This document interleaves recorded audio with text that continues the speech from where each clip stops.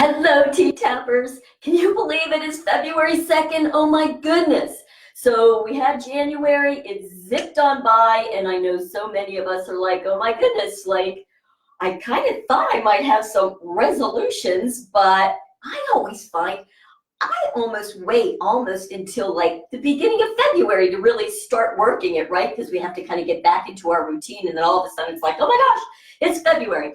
Okay, enough said on all that. So I hope you're having a great day. Super Bowl Sunday. I thought I would come on today and give you a few of my basic hoedown tips, since we're going to start our hoedown challenge tomorrow, and I know so many of us, our biggest challenge to T-Tapp, I asked and you told me, is I just don't have the time and I find it really hard to get started. So that's why I thought, what a great time. We can all do hoedowns. We don't have to get on the floor. I'm going to do them pretty quickly, so we have that. And just being accountable to a challenge always seems to get all of us revved up. But there's some things that I thought I would share with you about how to get the most out of those hoedowns. So let's start with turning out at the hips. Yes. So one of the things that I find for so many of us is we're really tight in the hips and we don't have a good amount of rotation here. And that really requires a lot of stretching. That's one of the things I do in my stretch class. So join me if you're having issues with that. But I thought that I would share with you one new move that Teresa actually taught in some of the most recent of her fascia fitness classes.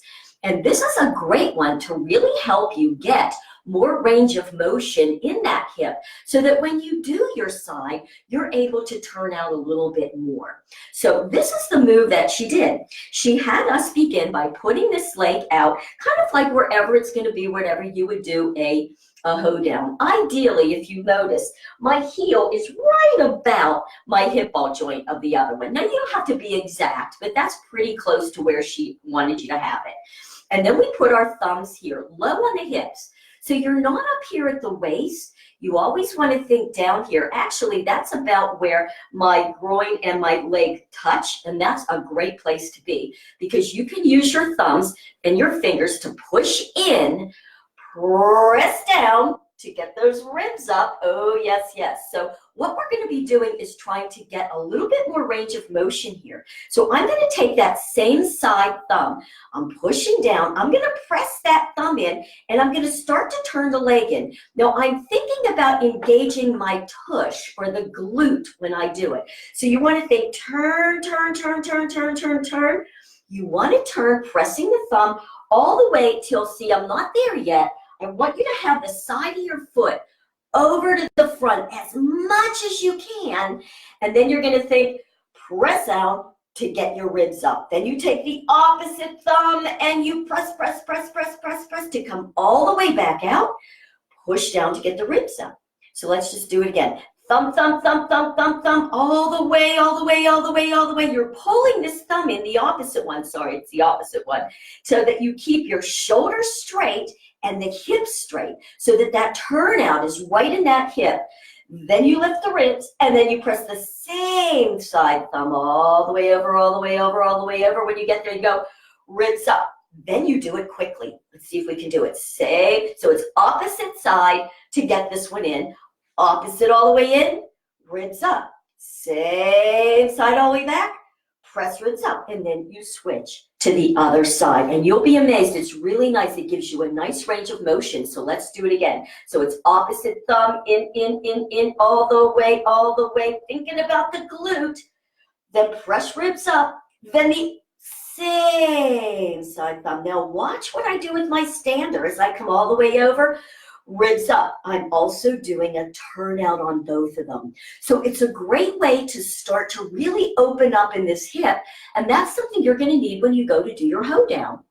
So let me show you now another little tip for when you're going straight ahead. Now when I start, I like to take, when we go up straight ahead to your fronts, I always like to begin with my foot in front a little bit. Now why is that? Because when I go to lift, I want my knee Now, you guys might not all be able to lift your knee up as high as your hip. That's okay. You just go to wherever you are. Again, we're tight in the hip flexor, so that comes with time. But as you lift, you want to see if you can think tail down and lift from here so that your knee and your ankle are in a straight line, toes pointed, tail down, stander is bent, and drop. So a lot of times I find, even myself, sometimes I'll go like this. Can you see that where you're tipping? That's because we're not using our belly, and that's what we're trying to do. So you want to think tail down, ribs up, lift, two. So that's how you're going to get really nice belly results. Here's the other thing that you want to avoid, bringing the foot back. Let me show you from the side. This. So you don't do this. See how my ankle is in closer to my body than my knee. So it's all about those beautiful straight angles. And that way you're really going to work all in here and using your core. Now let me show you that whole idea to the side that I was talking about. So we're coming across, ribs are up, and I always like to feel like I'm a dancer. Right, so like dancing with the stars. So the more you can visualize yourself in this beautiful dance position, you'll really find that you can get much more stabilization. Now, standing knee is bent, right? And even in this position, you want to just come to here and think tail down, turning out both from the ankle, knee, and the hips. Okay, so you see what I'm doing. So that when you go to the side, you lift, touch, lift, touch. Now, in some of the beginning videos, Teresa, I'll go to the side on that one, used to say, make sure that knee goes back, right? You're trying to get it back. And so here's what I see a lot of us doing. This is our interpretation of that. We do this. And yes, we're pulling it back, but watch my standing knee when I do that. What happened? You'll destabilize, and that knee will roll to the inside. Can you see that? So especially if we don't have rotation in the hip, to get it back there, we do it with the standing knee. Can you see that? And that's not what you want to do. You want to get that tuck, tighten, and turn out. So for example, if we're doing that again to the side, you might even want to just kind of hang there, bend up, ribs up, and then you just think knee out. So when we say knee out, it's the standing knee. Knee out, knee out. Can you see what I'm doing? I'm really pulling it out. Now, when I say knee out, I'm not jamming my knee out. I'm thinking more about rotation here. Now, you don't even have to go high. You might only be able to go here, right? And you might just be able to just stay on it. That's what that's going to look like. And oh my goodness, girls, that's how you're going to get really nice results in here. So that's another reason that I don't like to go too fast, right? Because if we're going fast, we're doing this, right? There goes the knee and we're all out of alignment. And it's not that you won't get the aerobic result out of that, but you're not going to get that same tighten and toning. So I just wanted to take a couple seconds out to show you that. I'm not going to go super fast when I do my hoe downs. You all know I like to do it a little slower. Now, for some of you, the lift down like this as we're doing it, lifting the knee, if you still just can't get the legs up at all, you can do a tapping hoe down. Tapping hoe downs are the ones that Teresa introduced for Senior Fit. And it is just you're tapping and you're on your ball joints, tapping, and then you tap to the side.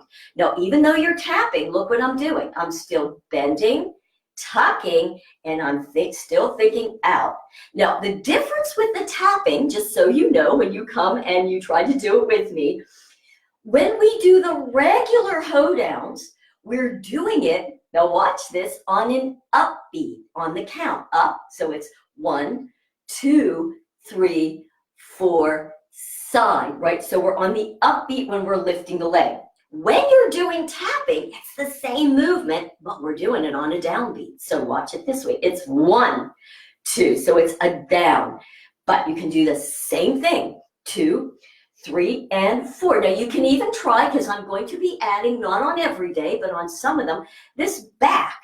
Okay, so if it's hard for you to even lift, because I'm kind of going to do a little bit of a back, just tap, tap. It's just still doing opposites, tap, tap, tap, tap. So it's 1, 2, I'll go a little faster, 3, 4, side, 2, 3, 4, and tap, 2, 3, 4, coming back. So you'll still be able to do it even if you can't lift your legs. So all levels of fitness, as long as you can stand, can do it. And of course, you can even do it in a chair if you really wanted to.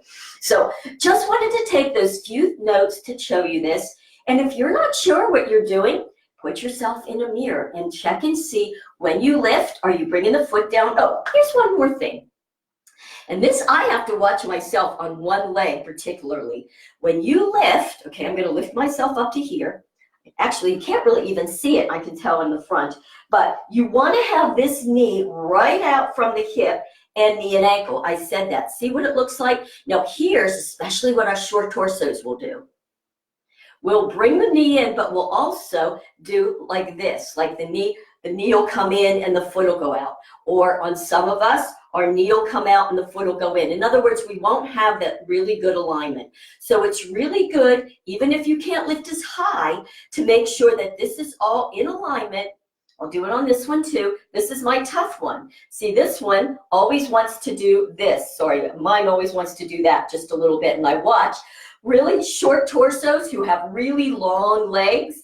This leg, it's really hard to keep everything right in alignment. But that's ideally what you want to do.